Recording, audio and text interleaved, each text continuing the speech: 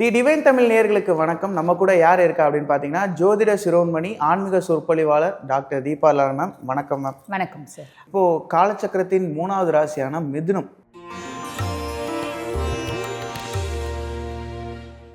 National Arokya expo and நம்ம சென்னையில் மணப்பாக்கத்தில் உள்ள Heartfulness Institute, Babuji Memorial Ashtamil. January 9 to 12. Click the link below and register. மிதுனத்துக்கு வந்து பாருங்க, முதல்ல சனி பகவானை சொல்லணும் அப்படின்னாலே சனி கர்ம சனியா இருக்கார்.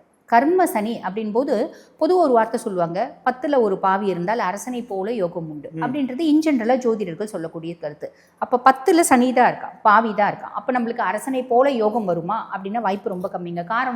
காரணம் என்ன அப்படின்னா, சனி வந்து பாருங்க, நீ என்ன செய்யறியோ அதுக்கான பலன் தான் கொடுக்கும். நீ வந்து 10 ரூபாய்க்கு வேலை செஞ்சா நான் 10 ரூபாய் தான் கொடுப்பேன். நான் கெட்டு போயிருந்தா 10 ரூபாய்க்கு வேலை செஞ்சா 2 ரூபாய் தான் கொடுப்பேன். நான் நல்லா இருக்கேன்னா நீ 10 ரூபாய்க்கு வேலை செஞ்சா நான் 10 ரூபாய் கொடுப்பேன். இப்போ அவர் நல்லா இருக்காரு மிதுன ராசி அன்பர்களுக்கு. அப்போ நீ 100 ரூபாய்க்கு வேலை செஞ்சா நான் 100 ரூபாய் கொடுப்பேன். இப்போ இந்த 10ல் ஒரு பாவி இருந்தால் அரசனை போல யோகம் வரும்ன்றது சனிக்கு பெருசாக பொருந்துறதில்லை. இது என்னோட ஒரு கருத்துங்க. பொதுவாக ஜோதிடர்கள் எல்லாமே சூப்பராக இருக்குன்னு சொல்லுவாங்க. ஆனால் என்னோட கருத்து என்னன்னா, சனி நீ எந்த அளவுக்கு ஹார்ட் ஒர்க் பண்ணுறியோ, எவ்வளோ தூரம் ஓடுறியோ அந்த டெஸ்டினி தான் நீ அடைஞ்சிருப்ப அப்படின்ற ஒரு விஷயம் தான். அப்போ ரொம்ப சிம்பிள். மிதுனமாக இருக்கீங்க அப்படின்னா நல்ல ஒர்க் பண்ணும், ஹார்ட் ஒர்க் பண்ணும். ஹார்ட் ஒர்க் பண்ணுறீங்க அப்படின்னா பெரிய லெவலில் அப்லிஃப்ட்மெண்ட் ஆவீங்க.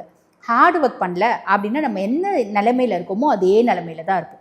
இது ஒன்று ஞாபகம் வச்சுக்கணும். அதே மாதிரி பாருங்கள், இவங்களுக்கு ஒரு ப்ளஸ் என்ன அப்படின்னா, பாக்கியஸ்தானத்தில் ராகு, 9ஆம் பாவம். பாக்கியஸ்தானத்தில் ராகு, அதிர்ஷ்டஸ்தானத்தில் ஒரு ராட்சஸ். பொதுவாக ராகு என்ன பண்ணுவான், அள்ளி கொடுப்பான், கொடுத்துட்டு மறந்துடுவான். சனி கிள்ளி கொடுப்பான், கொடுத்துட்டு ஞாபகம் வச்சுருப்பான் அப்படிம்பாங்க. அப்போ ராகு வந்து பாக்கியஸ்தானத்தில் இருக்கிறதுனால நீ என்ன வேலை செய்கிற அப்படின்னாலும் ஒரு முறை செய்கிற சக்ஸஸ் ஆகலை, 2வது முறை செய்யல சக்ஸஸ் ஆகலை, 3வது முறை செஞ்ச சக்ஸஸ் ஆகிடும்.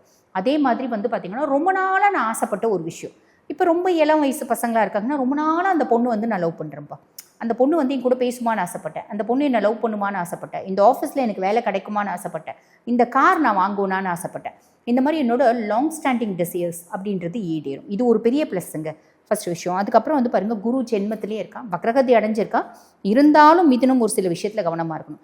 நிறைய மிதுனத்துக்கு இடம் மாற்றம், தொழில் மாற்றம் அப்படின்றது வரும். இருக்கிற இடத்துலேருந்து வேறு இடத்துக்கு போகிறது, செய்யக்கூடிய தொழிலேருந்து வேறு தொழில் செய்யறதுக்கு அனலைஸ் பண்ணிட்டு செய்யணும். ஏன்னா வந்து குரு வக்ரகதி அடைஞ்சிருக்காரு அப்படின் போது கொஞ்சம் அனலைஸ் பண்ணிட்டு செய்யணும். தேவையில்லாத அவகாசம் வரும். அது ஆணுக்கு ஆணோ, பெண்ணுக்கு பெண்ணோ, இல்லை ஆணுக்கு பெண், பெண்ணுக்கு ஆணோ, எப்படினாலும் ஒரு கூடா நட்பு அப்படின்றது வரும். அதில் கொஞ்சம் கவனம் அப்படின்றது வச்சுக்கணும். தம்பி தங்கச்சி ஸ்தானத்தில் கேத்து இருக்காரு. தம்பி தங்கச்சிக்கும் நமக்கும் ஒரு கேப் இருக்கும். தம்பி தங்கச்சியை நம்மளே வெளிநாடு அனுப்பிச்சு படிக்க, ஃபாரினுக்கு வந்து படிக்க அனுப்புறதுக்கு, வேலைக்கு அனுப்புறதுக்கு அப்படின்ற மாதிரி இருக்கும். நம்ம தம்பி தங்கச்சி வெளிநாடு போகிறதுக்கான பிராப்தம் உண்டு. நம்மளோட தைரியமும் தன்னம்பிக்கையும் வேற லெவலில் இருக்கும். ஆனால் வந்து அதை வந்து இது பண்ணவே மாட்டோம், வெளியே காமிக்கவே மாட்டோம், அமைதியாக இருப்போம் அப்படின்னு சொல்லலாம். அதுக்கப்புறம் வந்து பாருங்கள், இவங்களுக்கு இந்த சதுர்கிரக சேர்க்கை அப்படின்றது 7ஆம் பாவம். கலத்திரஸ்தானத்தில் சுக்கிரனும் செவ்வாயும் இணைவு அப்படின்னும் போது கணவன் மனைவி இடத்தை அந்யோன்யமும் இருக்கும், சண்டை சச்சரவும் இருக்கும். ஏதோ ஒரு தமிழ் படம் இப்போ வந்துச்சு பாருங்க, விஜய் சேதுபதி சார்துன்னு நினைக்கிறேன், பயங்கரமாக சண்டை போட்டுப்பாங்க, அடுத்து உடனே சேர்ந்துப்பாங்க. அந்த மாதிரி ஒரு அமைப்பு இருக்கும் அப்படின்னு சொல்லலாம். ரிலேஷன்ஷிப் இருக்கவங்களுக்கு காம்ப்ளிகேஷன்ஸ் வரதுக்கு வாய்ப்பு உண்டு.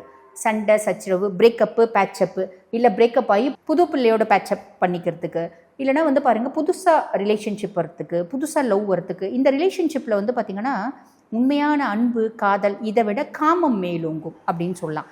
ஸோ அதில் வந்து அவங்க எப்படி எடுத்துகிட்டு போகிறாங்களோ, எப்போதும் வந்து பாருங்கள், பிளானட்ஸ் என்ன சொல்லுதோ அதெல்லாம் நம்ம சொல்ல முடியும்.